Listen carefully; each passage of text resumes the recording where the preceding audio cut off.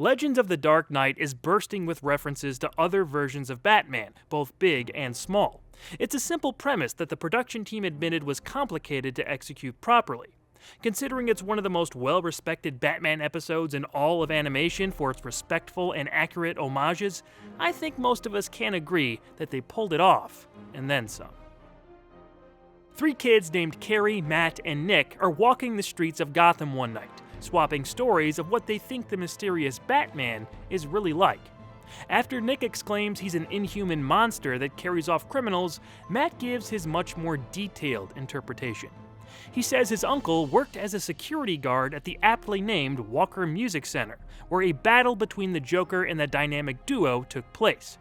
Joker and a few goons broke in to steal Ruggero Leoncavallo's priceless original score to the 1892 opera Pagliacci.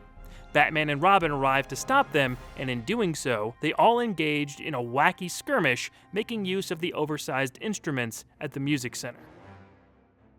This segment was meant as a tribute to comic book artist Dick Sprang and Batman co-creator Bill Finger. In a very admirable show of good faith, Sprang, Finger, and Frank Miller were all credited with an acknowledgement title at the top of the episode. Sprang was well known for redesigning the look of Batman in the 1950s and had been a ghost artist for co-creator Bob Kane as early as the 1940s. He had a very bold style for the world of Batman that many attribute to the lighter tone the not-so-Dark Knight featured after his moodier start in comics. This kind of colorful, playful Batman was echoed in the 60s TV series and defined Gotham's Guardian for decades. It wasn't until Neil Adams and Denny O'Neil brought the character back to his roots in the 1970s that we saw this brighter version of the Caped Crusader fade into the background a bit. Bill Finger used these types of giant props in some of the stories he contributed while still writing for his co-creation, and Sprang brought them to life. The giant piano and other oversized instruments we see in this segment certainly feel like they were accurately from another era. The attention to detail the whole team provided to make this have the same vibe as a hypothetical 50s Batman cartoon was above and beyond. The tone of Shirley Walker's music, how it was recorded on vintage microphones from the 1930s and 40s, and even having the tracks cut off to jump to the next cue, added a lot. Hold it right there, Joker. Batman! James Tucker storyboarded the sequence and sprinkled plenty of details throughout the visuals to make it seem more authentic to what the segment was recreating. I love how the characters slide in and out of frame in the foreground. That detail went a long way with me. As a fan of that lighter type of Batman with the younger sidekicks and over-the-top villains, Tucker was an ideal choice to board this section. Call the police so they can round up these clowns. Batman was voiced by Gary Owens. His heroic tones may be recognizable from animated characters like the original Space Ghost, Blue Falcon, and a ton of other appearances he made in shows and movies from the mid-20th century through the aughts. His voice was a perfect fit for a late Golden Age or Silver Age version of the Caped Crusader. Truth be told, strings never were my section. I'm much better on the keys. Likewise, Michael McKean had the perfect Joker voice to fit that design. Even if some of you younger viewers don't recognize his name, you'll likely know who Michael McKean is. The guy has done so much work over the decades, you've probably seen or heard him in something. He's been involved in his fair share of DC projects as well, making 3 other DCAU appearances, playing Perry White on Smallville, and more. I really enjoyed this. The throwback to a simpler time felt appropriate in this context, and the type of spirit it exudes is one of the major reasons why I like the Batman the Brave and the Bold series so much. As long as there's a genuine sincerity at the core, I usually have fun watching the goofier Batman stuff in cartoon form. In a nice topper to this tribute, Dick Sprang was sent a copy of the episode and was very pleased with how his work was portrayed. Can't ask for anything more than that. Well done, old chum. The other kids reject Matt's playful description of Gotham's heroes as Carrie goes on about how she thinks the Dark Knight is in actuality. We see a grim and gritty tale that involves an older Batman and female Robin clashing with a gang called the Mutants. After the Caped Crusader saves Robin from one of the gang's members, he extracts some information that leads him to the mutant leader's location. The whole organization has gathered for a rally, where their leader hypes them up for a takeover of Gotham. Batman and Robin arrive in a souped-up Batmobile and take out many of the mutants with rubber bullets and slingshot marbles. Bats then enters into brutal one-on-one combat with their leader, the future of the city hanging in the balance. While the first segment was an ode to the overall work of Dick Sprang and Bill Finger and not based on anything too specific, this portion of the show was straight up Frank Miller's Dark Knight Returns. See, Don, Leader's riffing now. Leader's Billy berserk, man. Years after this installment hit TV screens, we did get an animated two-part full adaptation of Miller's seminal story. It's freaking great, by the way. But for a long time, this was the closest we got. And it's glorious. Rubber bullets. Honest. Like so many other Batman fans, The Dark Knight Returns is one of my favorite comic books, graphic novels, however you want to label it. It did so much for the character, and to see it animated here had to be a thrill for the people who read it and loved it. Since this episode came out in 1998, some of the significance was lost on me until I read the book in high school, so it was a reverse experience in my case. As a kid, I was enthralled by this weird, imposing, violent version of the character because I thought it was an exaggeration. It wasn't until a little later that I found out it was directly based on a book. Using my own experience as evidence, I don't think you even need to be that familiar with TDKR, no, the real TDKR, to appreciate this chunk of the episode. The late great Darwin Cook storyboarded this segment and was said to have laid out the original book to directly pick which panels he wanted to see animated. There are sequences that play out almost directly as the source material here, and it's quite impressive. Back off, man, I'll waste it. Believe me, I'll do it. I believe you. They think we a gang. They think we just noisy kids. Gotham City belongs to the mutants! Kevin Michael Richardson voiced the mutant leader. A big fan of the comic, he was supposedly excited about taking on the character. Richardson had multiple roles in the DCAU, most notably in Static Shock, but his turn as the dreadlocked Joker in The Batman animated series is one that many Bat fans of a certain age may recall. While Peter Weller took on the role of the aging Bruce Wayne in the animated movie, Michael Ironside filled the role of the Dark Knight here. A well-known screen actor, most followers of the DCAU probably recognize his voice as that of Darkseid, a part he always excelled at. His vocal version of Batman definitely filled out that massive frame we saw on the show. This isn't a trash heap. It's an operating table. And I'm the surgeon. DC requested that Bruce Timm call Frank Miller to fill him in on what they were doing, and Miller reportedly said he felt he was in good hands.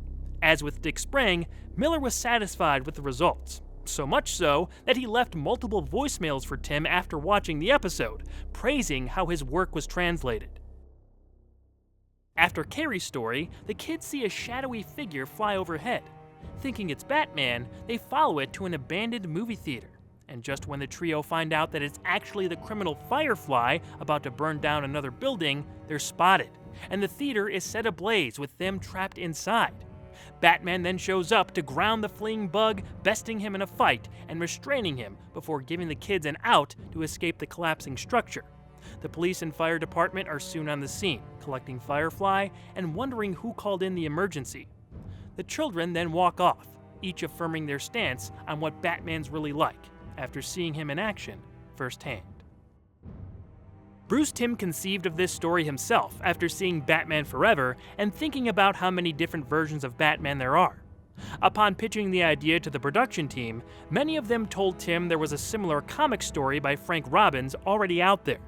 In the commentary track, Timm mentions that he had still never read that issue, which was Batman number 250 from 1973, and he wasn't aware of it before thinking up the episode. The idea of different people, especially kids, imagining Batman in different ways is something that's been done since Legends of the Dark Knight as well. The example that comes to mind the most is a segment in the 2008 animated anthology movie Batman Gotham Knight, which was set in director Christopher Nolan's movie universe between Batman Begins and The Dark Knight. Have I Got a Story for You was the first of 6 segments featured in the film. Robert Goodman wrote out Timm's concept into a full teleplay, and I thought he did a great job framing these different vignettes. Goodman was 3 for 3 in his TNBA episodes, but was a prolific scribe in the DCAU as a whole, writing episodes of Superman, Batman Beyond, Justice League Unlimited, and more. With Dan Reba directing his script and both James Tucker and Darwin Cook adding passionate detail to their respective segments, considering what they were adapting, this was bound to be a memorable installment. Coco and Dong Yang were credited with the animation, providing us with the different styles that were lovingly recreated. Now, in the commentary track, Bruce Timm, Paul Dini, Dan Reba, Glenn Murakami, and James Tucker admit that they weren't thrilled with how the animation was paced when getting it back from overseas. It was apparently too slow in a lot of places and dragged certain segments down. So, they went back in and retimed the animation in editing, speeding things up and even taking out frames when needed. They ended up being happy enough with the results. They also mentioned a third segment was pitched, adapting the style of Neil Adams, but they were concerned it was too difficult to translate to animation. Thus, it was dropped. That's too bad, because I think there could have been room for it if a few story beats were shifted around. I at least think we should have seen a quick flash of what the Nick character was describing. He's like a giant pterodactyl beast with big fangs and talons. Then again, it might have been too similar to Man-Bat. Still, seeing another quick adaptation of another style would have been fun.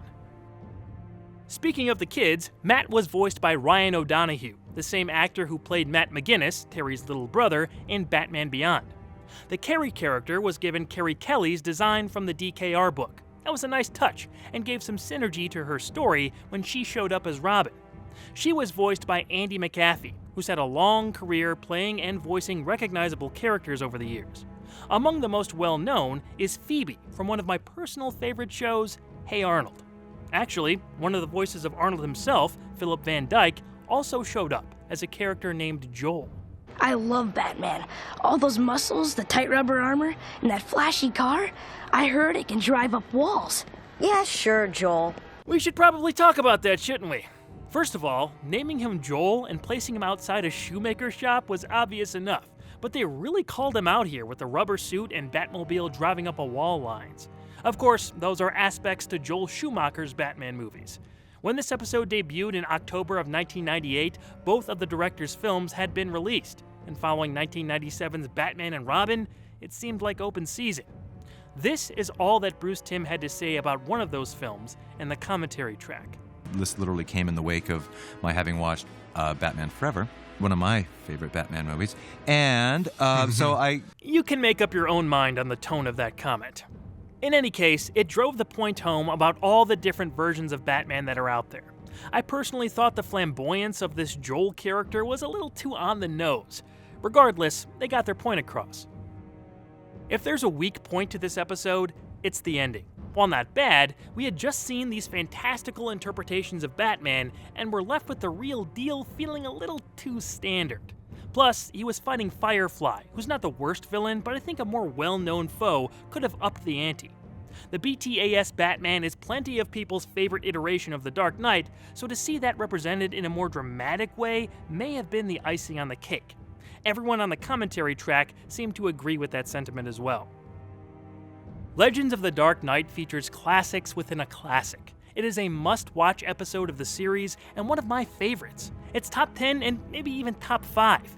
If you've never seen this, or like me, have more knowledge about the source material now than you did when you first watched it, go give it a view and experience just how legendary The Dark Knight is. See? He was just like I said. What are you talking about? Did you see the way he fought? I'm telling you, he's not human. Get off it. He's human.